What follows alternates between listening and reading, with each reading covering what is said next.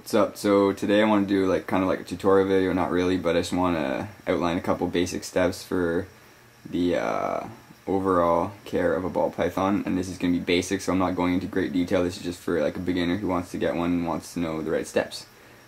Alright, hope you guys enjoy. So prior to bringing home your baby ball python, or whatever size you want to get, you want to make sure you have an enclosure already set up with the temperatures good to go and whatnot. So because ball pythons don't produce their own heat, they need heat for digestion purposes and other things as well. So what you're going to want to include is definitely a heat source.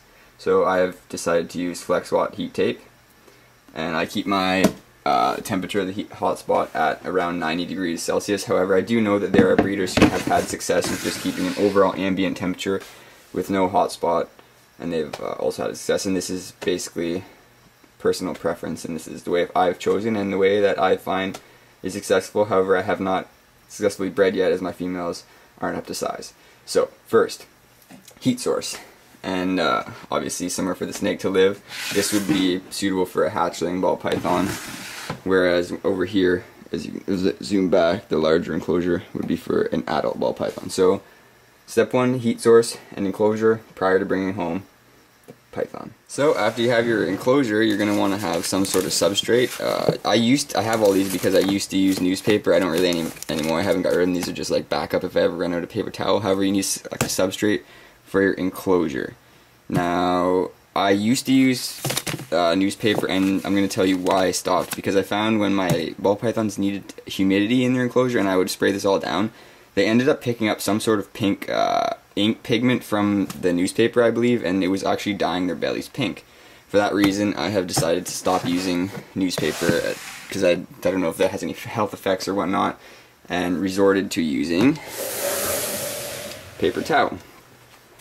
So here I have an adult ball python, which is an orange ghost, in her enclosure, and there you can see my cat on the right side there. He's probably going to come up and attack. He's underneath.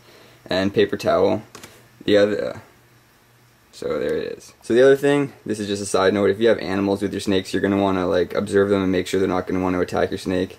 It's taken a little bit of training, but my cat's finally calmed down to where he can actually sit there, look at the snake, and not want to jump in there and smack him on the head. However, I think if the snake gets a little close, he probably will. So here's my ball python coexisting with my cat. This is the little guy. See? I'm assuming he's got that instinctual feeling of I'm gonna pounce, but I mean, I'm sitting here, and as soon as my voice gets raised and starts to get an angry tone, the cat kind of walks away from the racks. So, yeah. So after you have everything else I listed, like the enclosure, the substrate, the heat source, you're gonna want to provide, obviously, water. They do drain from the water bowls. I provide fresh water once a week because sometimes I end up flipping it over and it gets a little hectic trying to always replace the paper towel that hasn't actually been soiled. So I'm going to put her away because she's a little low and I don't want my cat to bug me, so I'll pull out the engine who's a little higher up and keep going.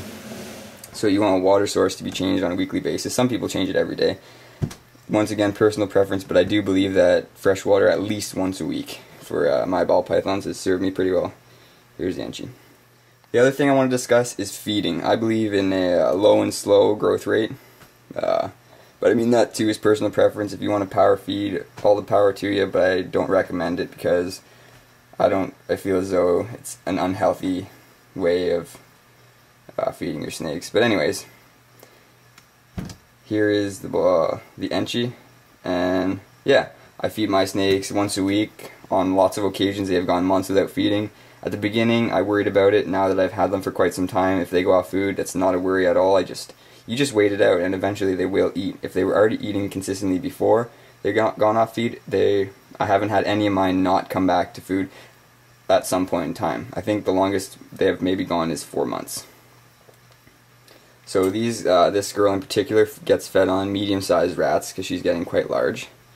But when you have babies, they can start them on fuzzy rats, or about the size, I guess, corresponds with their girth, but I'm not too keen on that. If it's a little bigger, that's fine. If it's a little smaller, that's fine, because in the wild, they're not going to be picky and only decide to eat prey that are the exact width of their, or that exact diameter as their girth. So another thing too I wanted to touch on is the cleaning up of waste. As you guys can see, none of my cages are really that dirty. This one has a little bit of blood from the feeding last night and a little bit of urate in the back.